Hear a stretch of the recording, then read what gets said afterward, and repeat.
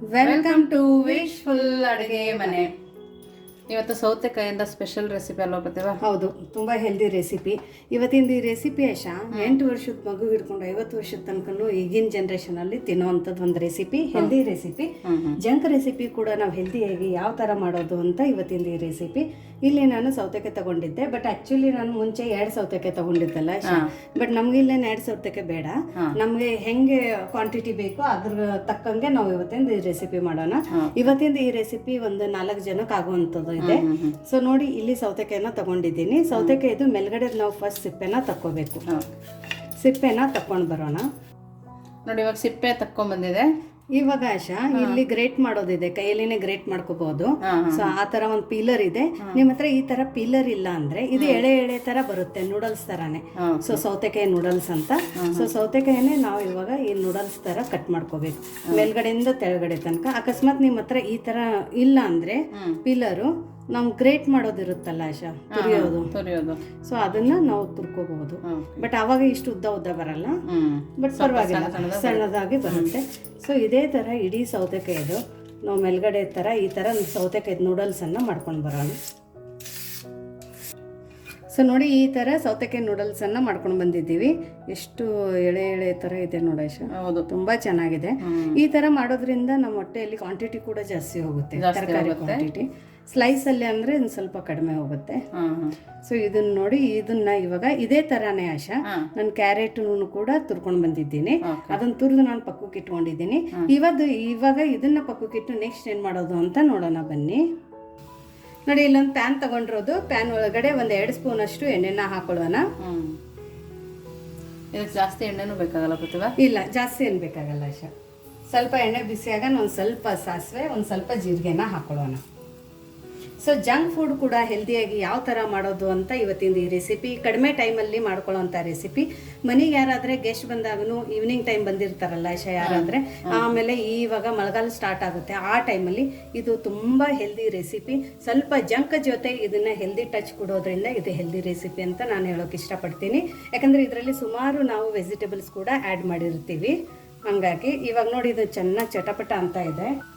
ಇದಕ್ಕೇನೆ ಒಂದು ಸ್ವಲ್ಪ ಸಣ್ಣದಾಗಿ ಕಟ್ ಮಾಡ್ಕೊಂಡ್ರಂತ ಈರುಳ್ಳಿನ ಹಾಕೊಳ್ಳೋಣ. ನೋಡಿ, ಉದ್ದುದ್ದಾಗಿ ಕಟ್ ಮಾಡ್ಕೊಂಡ್ರು ಅಂತ ಕ್ಯಾಪ್ಸಿಕಮ್.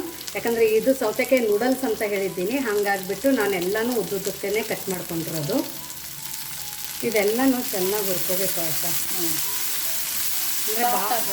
ಭಾಳ ಸಾಫ್ಟ್ ಏನು ಬೇಡ, ಸ್ವಲ್ಪ ಕ್ರಂಚಿನೆಸ್ ಇದ್ದರೆ, ಹಸಿ ವಾಸನೆ ಹೋದರೆ ಸಾಕು. ಸೊ ನೋಡಿ, ಮೀಡಿಯಮ್ ಫ್ಲೇಮಲ್ಲಿ ಜಸ್ಟ್ ಇದು ಲೈಟಾಗಿ ಈ ಥರ ಫ್ರೈ ಮಾಡ್ಕೊಂಡಿರೋದು. ಇವಾಗ ಇದಕ್ಕೇನೆ ಆಶಾ ಸ್ವಲ್ಪ ಗ್ರೀನ್ ಪೀಸನ್ನು ಹಾಕೊಳ್ಳೋಣ, ಫ್ರೆಶ್ ಇರೋದು. ನಿಮ್ಮ ಹತ್ರ ಫ್ರೆಶ್ ಇಲ್ಲ ಅಂದರೆ ಕುದ್ದುಸಿ ಕೂಡ ಹಾಕೋಬೋದು. ಇದನ್ನು ಕೂಡ ಚೆನ್ನಾಗಿ 1 ನಿಮಿಷ ಹುರ್ಕೊಳ್ಳೋಣ. ಫ್ಲೇಮನ್ನು ಲೋ ಫ್ಲೇಮಲ್ಲಿ ಇಟ್ಕೊಂಡು ಇದಕ್ಕೆ ಹೊರಗಡೆ ಯಾವುದಾದ್ರು ಮಸಾಲೆನ ಹಾಕೋದು ಅಂತ ನೋಡೋಣ. ನೋಡಿ, ರುಚಿಗೆ ಉಪ್ಪನ್ನು ಹಾಕ್ಕೊಳ್ಳೋಣ. ನಾವಿನ್ನೂ ಉಪ್ಪು ಎಲ್ಲಿ ಹಾಕೊಂಡಿಲ್ಲ. ಸ್ವಲ್ಪ ಕೆಂಪು ಖಾರದ ಪುಡಿ, ಸ್ವಲ್ಪ ಅರಿಶಿಣದ ಪುಡಿ. ಇಲ್ಲಿದೆ ನಮ್ಮದು ಉತ್ತರ ಕರ್ನಾಟಕದ ಸ್ಪೆಷಲ್ ಮಸಾಲೆ. ಉತ್ತರ ಕರ್ನಾಟಕದ ಸ್ಪೆಷಲ್ ಮಸಾಲೆ ಬರೀ ಉತ್ತರ ಕರ್ನಾಟಕದ ಅಡುಗೆಗಳಿಗೆ ಅಷ್ಟೇ ಅಲ್ಲ, ಸ್ನ್ಯಾಕ್ಸುತ್ತೆ, ಚಾಟ್ಸ್ಗಳಿಗೆ ಕೂಡ ಯೂಸ್ ಆಗುತ್ತೆ. ಇದನ್ನು ಕೂಡ ಒಂದು ಸ್ವಲ್ಪ ಹಾಕ್ಕೊಂಡಿದ್ದೀನಿ. ತುಂಬ A1 ಇದನ್ನು ಟೇಸ್ಟ್ ಕೊಡುತ್ತೆ. ಉತ್ತರ ಕರ್ನಾಟಕ ರೆಸಿಪಿ ವಿಡಿಯೋನ ಇನ್ನೂ ನೀವು ನೋಡಿಲ್ಲ ಅಂದರೆ ಆ ವಿಡಿಯೋ ಲಿಂಕನ್ನು ನಾನು ಡಿಸ್ಕ್ರಿಪ್ಷನ್ ಬಾಕ್ಸಲ್ಲಿ ಕೊಟ್ಟಿರ್ತೀನಿ, ಅಲ್ಲಿ ನೋಡ್ಕೋಬೋದು. ಯಾರಿಗಾದರೆ ಬೇಕಂದರೆ ವಾಟ್ಸಪ್ ನಂಬರ್ ಕೊಟ್ಟಿದ್ದೀನಿ, ಆ ವಾಟ್ಸಪ್ ನಂಬರ್ಗೆ ನೀವು ಕ್ಲಿಕ್ ಮಾಡಿಬಿಟ್ಟು ಮೆಸೇಜ್ ಮಾಡಿದರೆ ಸಾಕು, ನೀವು ನಮ್ಮ ಜೊತೆ ಕನೆಕ್ಟ್ ಆಗ್ತೀರಾ. ತುಂಬ ಚೆನ್ನಾಗಿ ಕಲರ್ ಬಂದಿದೆ, ತುಂಬ ಚೆನ್ನಾಗಿ ಘಮ ಅಂತ ಇದೆ. ಇವಾಗ ಇದ್ರ ಒಳಗಡೆ ನಾವು ನೂಡಲ್ಸ್ ಇಟ್ಟಿದ್ದೀವಲ್ಲ ಆಶಾ, ಆ ನೂಡಲ್ಸನ್ನು ಹಾಕೊಳ್ಳೋಣ. ಓಕೆ, ಈಗ ಒಂದ್ಸರಿ ಬೇಯಿಸಿರೋದು ಪ್ರತಿಭಾ? ಹೌದು, ಬೇಯಿಸಿರೋದು ನೂಡಲ್ಸ್ ಬಿಸಿ ಬಿಸಿ ನೀರಿಗೆ ಹಾಕಿಬಿಟ್ಟು 1 ನಿಮಿಷ ಕುದಿಸ್ಕೊಂಡು ತಕೊಂಡಿರೋದು.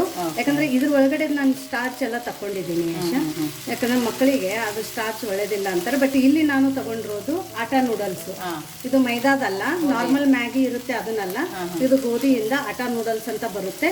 ಇದು ತುಂಬಾ ಸಾಫ್ಟ್ ಇರುತ್ತೆ, ಮತ್ತೆ ಡೈಜೆಷನ್ಗೂ ಕೂಡ ಒಂದು ಸ್ವಲ್ಪ ಹೆಲ್ಪ್ ಆಗುತ್ತೆ, ಬಾಯಿಯಲ್ಲಿ ಕೂಡ ಹಾರ್ಡ್ ಅನ್ಸಲ್ಲ. ಸೊ ನೋಡಿ, ಎಲ್ಲ ನೂಡಲ್ಸನ್ನು ನಾನು ಹಾಕೊಂಡಿದ್ದೀನಿ. ಹಾಕೊಂಡ್ಬಿಟ್ಟು ಈ ನೂಡಲ್ಸ್ ಒಳಗಡೆ ಮಸಾಲೆ ಬರುತ್ತಲ್ಲ ಆಶಾ, ಮ್ಯಾಗಿ ಮಸಾಲ, ಅದನ್ನು ನಾನು ಇವಾಗ ಹಾಕೋತಾ ಇರೋದು. ಇದರಿಂದ ಒಂದು ಸ್ವಲ್ಪ ಟೇಸ್ಟ್ ಬರುತ್ತೆ. ಇದು ಇಲ್ಲ ಅಂದ್ರೂ ನಾರ್ಮಲ್ ಮ್ಯಾಗಿ ಮಸಾಲ ಇರುತ್ತಲ್ಲ, ಅದು ಒಂದು ಸಚೆಟ್ ಹಾಕೋಬಹುದು. ಅದನ್ನು ಬೇಡ ಅಂದರೆ ನಾನು ಮುಂಚೆ ಏನು ನಮ್ದು ಉತ್ತರ ಕರ್ನಾಟಕದ ಮಸಾಲೆ ಮತ್ತು ಕೆಂಪು ಖಾರದ ಮಸಾಲೆ ಹಾಕೊಂಡಿದ್ದೀನಲ್ಲ, ಅದೇ ಸಾಕಾಗುತ್ತೆ, ಅಷ್ಟೇ ಸಾಕಾಗುತ್ತೆ. ಇದನ್ನೆಲ್ಲನೂ ಒಂದು ಸ್ವಲ್ಪ ಮೀಡಿಯಮ್ ಫ್ಲೇಮಲ್ಲಿ ಜಸ್ಟ್ ಮಿಕ್ಸ್ ಮಾಡ್ಕೊಳ್ಳೋಣ, ಯಾಕಂದರೆ ಆಲ್ರೆಡಿ ನೂಡಲ್ಸ್ ನಮ್ಮದು ಕುದ್ದಿರೋದಿದೆ ಆಶಾ.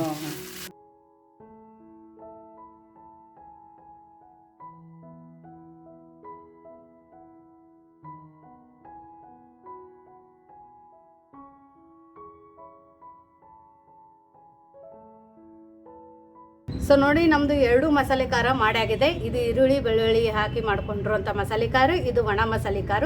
ಇದು ಆದ್ರೂ 4 ವರ್ಷ ಇಟ್ಕೋಬಹುದು, ಇದನ್ನಾದ್ರೂ 2 ವರ್ಷ ಇಟ್ಕೋಬಹುದು. ನೋಡಿ, ಇದು ಚೆನ್ನಾಗಿ ಇವಾಗ ಮಿಕ್ಸ್ ಆಗಿದೆ. ಫ್ಲೇಮನ್ನು ಆಫ್ ಮಾಡ್ಕೊಳ್ಳೋಣ. ಆಫ್ ಮಾಡ್ಕೊಂಡ್ಬಿಟ್ಟು ಇದನ್ನು ಇವಾಗ ಯಾವ ಥರ ಸರ್ವ್ ಮಾಡೋದು ಅಂತ ನೋಡೋಣ ಬನ್ನಿ. ಸೊ ನೋಡಿ, ಇದು ನಮ್ಮ ನೂಡಲ್ಸನ್ನು ಹಾಕ್ಕೊಳ್ಳೋಣ. ಎಷ್ಟು ಚೆನ್ನಾಗಿ ಕಾಣಿಸ್ತಿದೆ ಪ್ರತಿಭಾ. ಹೌದು. ಸೊ ಜಂಕ್ ಫುಡ್ಡನ್ನು ಹೆಲ್ದಿಯಾಗಿ ಯಾವ ಥರ ಮಾಡೋದು ಅಂತ ನೋಡಿದ್ದೀರಲ್ಲ. ನೀವು ನಿಮ್ಮ ಮನೆಯಲ್ಲಿ ನೂಡಲ್ಸನ್ನು ಯಾವ ಥರ ಇನ್ನೂ ಹೆಲ್ದಿಯಾಗಿ ಮಾಡ್ತೀರಂತನೋ ಕಮೆಂಟ್ ಮೂಲಕ ಹೇಳೋದನ್ನು ಮರಿಬೇಡಿ. ಸೊ ನೋಡಿ,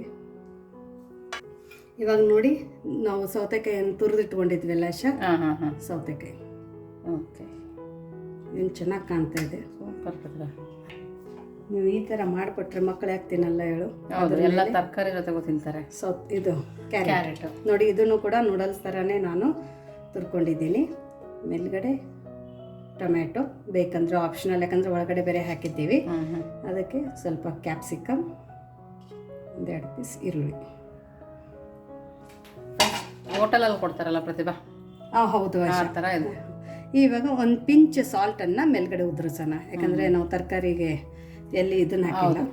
ಸ್ವಲ್ಪ ಪಿಂಚ್ ಅಷ್ಟು, ಸ್ವಲ್ಪ ಕೆಂಪು ಖಾರದ ಪುಡಿ, ಚೆನ್ನಾಗಿ ಅನಿಸುತ್ತೆ ನೋಡೋಕ್ಕೆ ಅಂತ ಸುಮ್ಮನೆ ಕೈಯಿಂದ ಸ್ಪ್ರಿಂಕಲ್ ಮಾಡಿ, ಸ್ವಲ್ಪ ಕೊತ್ತಂಬರಿ ಸೊಪ್ಪು. ಸೊ ನೋಡಿ, ನಮ್ಮದು ಹೆಲ್ದಿ ಸೌತೆಕಾಯಿ ನೂಡಲ್ಸ್ ಥಾಲಿ ರೆಡಿಯಾಗಿದೆ. ಈವ್ನಿಂಗ್ ಟೈಮು ತಿನ್ಬೋದು, ಮಾರ್ನಿಂಗ್ ಬ್ರೇಕ್ಫಾಸ್ಟಕ್ಕೂ ತಿನ್ಕೋಬೋದು.